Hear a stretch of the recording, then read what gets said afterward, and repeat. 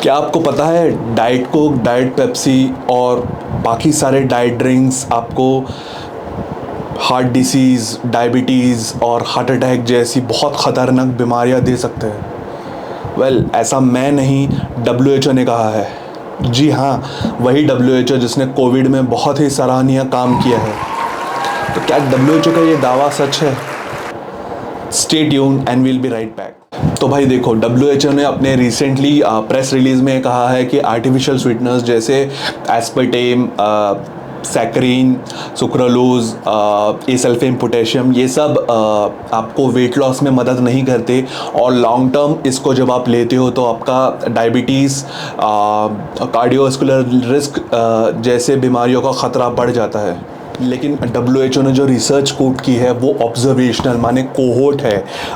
मैं आपको इन दोनों के बीच में डिफरेंस बताता हूँ, ऑब्जर्वेशनल और रैंडमाइज। तो देखिए, रिसर्चेस बहुत तरह की होती है, लेकिन रैंडमाइज्ड कंट्रोल ट्रायल इसको गोल्ड स्टैंडर्ड माना जाता है रिसर्च में, क्योंकि इसमें कॉज एंड इफ़ेक्ट दोनों अपने हमें पता लग सकता है।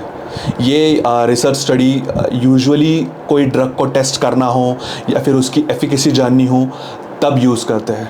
अगर किसी ड्रग की इफ़ेक्टिवनेस जाननी है तो रिसर्चर्स क्या करेंगे कि कुछ ग्रुप को ड्रग्स नहीं देंगे जिन्हें हम कंट्रोल ग्रुप कहेंगे, और कुछ लोगों को ड्रग्स देंगे जिन्हें एक्सपेरिमेंटल ग्रुप कहा जाएगा। अब देखो, जो कंट्रोल ग्रुप है, जो ड्रग्स नहीं लेते, उनकी कंडीशन में भी अगर इफ़ेक्ट आता है तो इसका मतलब ये है कि जो दिया गया ड्रग है उसके वजह से इम्प्रूवमेंट नहीं है और ये रैंडमाइज कंट्रोल ट्रायल में ड्रग फेल हो जाए। मैंने आपको बहुत ही लेमन लैंग्वेज में बताया है। रैंडमाइज कंट्रोल ट्रायल्स में और बहुत सारे पैरामीटर्स को कंट्रोल करना होता है, तो सारे पैरामीटर्स की बात करूंगा तो रात गुजर जाएगी, इसीलिए जितना यहाँ पे आपको जानने की ज़रूरत है उतना मैंने आपको बताया।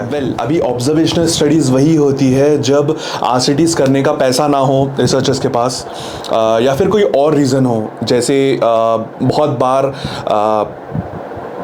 स्मोकिंग का इफ़ेक्ट लॉन्ग टर्म फाइंड करना बहुत डिफ़िकल्ट हो जाता है, क्योंकि ये अनएथिकल हो जाएगा लोगों को स्मोक करने के लिए कंसिडरेबल पीरियड के लिए बोलना, कुछ टाइम के लिए। तो उस टाइम पे ऑब्जर्वेशनल स्टडीज़ ही काम आती है। ऑब्जर्वेशनल स्टडीज़ में बेसिकली रिसर्चर्स सिर्फ लोगों को ऑब्जर्व करते हैं और अपना इंटरप्रिटेशन निकालते हैं। ये तो वही बात होती है कि अगर आपने अगर आप ड्राइव कर रहे हो और बिल्ली अगर आपके सामने आ जाए और आप गिर गए, तो लोग ऑब्जर्व करने वाले बोलेंगे कि बिल्ली के रास्ता काटने से आप गिर गए हो। तो भाई देखो, आर्टिफिशियल स्वीटनर्स पे बहुत रैंडमाइज कंट्रोल ट्रायल्स हुए हैं जो कि कहते हैं कि आर्टिफिशियल स्वीटनर्स से BMI और बॉडी वेट कम होता है, जबकि ऑब्जर्वेशनल स्टडीज़ में ये पाया गया है कि आर्टिफिशियल स्वीटनर्स से कार्डियोवास्कुलर रिस्क और डायबिटीज़ बढ़ता है। इन द एंड WHO ने ये भी कहा है कि आर्टिफिशियल स्वीटनर्स को वेट लॉस के लिए यूज़ मत कीजिए। हालांकि ये कंडीशनल स्टेटमेंट था। कंडीशनल रिकमेंडेशन या स्टेटमेंट का मतलब है कि WHO खुद कॉन्फिडेंट नहीं है कि ये चीज़ होने वाली है। अगर आपको आर्टिफिशियल स्वीटनर्स अपने लिए तो आपको डायबिटीज़ या कार्डियोवास्कुलर रिस्क होगा ही।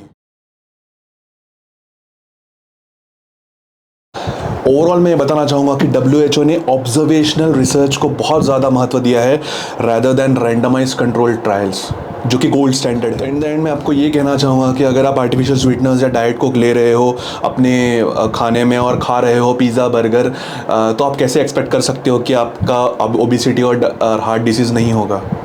ये तो गलत है। आपका ब्लेम सीधा जाएगा आर्टिफिशियल स्वीटनर्स जो अब डाइट कोक है, अगर आपको कार्डियोवास्कुलर रिस्क हुआ तो, ना कि आपने जो पिज़्ज़ा और बर्गर खाया है उस पर। मुझे ऐसा लगता है कि WHO ने ऐसा कहना चाहिए था कि आर्टिफिशियल स्वीटनर्स का कोई बेनिफिट तो नहीं है, बस टेस्ट के लिए अगर आप खा रहे हो तो ठीक है, लेकिन उसके हार्मफुल इफ़ेक्ट्स दिखाना, जबकि रैंडमाइज कंट्रोल ट्रायल्स में ऑलरेडी प्रूव हो चुका है कि आर्टिफिशियल स्वीटनर्स बहुत सेफ़ है, फिर से प्रेस रिलीज़ करके बोलना कि आर्टिफिशियल स्वीटनर्स में ये प्रॉब्लम हो सकती है, I mean it does not make any sense. अगर आपको डाइट कोक, डाइट सोडाज़ या फिर आर्टिफिशियल स्वीटनर्स वाले ड्रिंक्स से ब्लोटिंग होती है तो it's better to avoid it, but ये नहीं बोलना चाहिए कि सब ने अवॉइड करना है।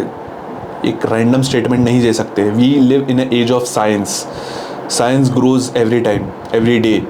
सो मुझे नहीं लगता ये रैंडमली ब्लैंकेट स्टेटमेंट करना सबके लिए सही रहेगा।